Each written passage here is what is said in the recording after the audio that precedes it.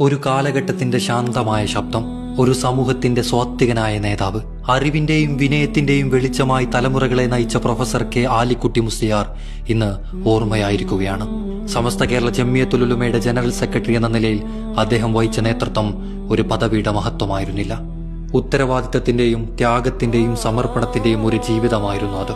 വിദ്യാഭ്യാസ രംഗത്തും മതപഠന രംഗത്തും സാമൂഹിക ഇടപെടലുകളിലും അദ്ദേഹം പകർന്ന ദിശാബോധം അനേകം തലമുറകളെ രൂപപ്പെടുത്തി.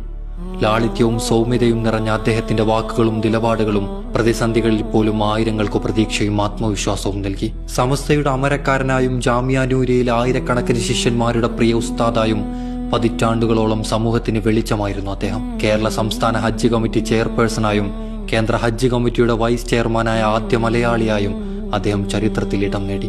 ലിബിയ ഉൾപ്പെടെ അന്താരാഷ്ട്ര ഇസ്ലാമിക വേദികളിൽ കേരളത്തിന്റെ വിജ്ഞാന പാരമ്പര്യവും ഇസ്ലാമിക പണ്ഡിത ശ്രേഷ്ഠതയും ലോകത്തിന് മുന്നിൽ അഭിമാനത്തോടെ അവതരിപ്പിച്ച മഹാനുകൂടിയായിരുന്നു അദ്ദേഹം.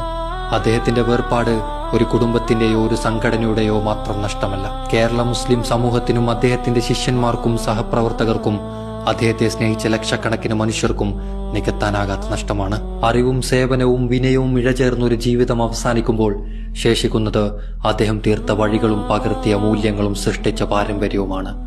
അള്ളാഹു അദ്ദേഹത്തിന്റെ പരലോക ജീവിതം വിശാലമാക്കട്ടെ.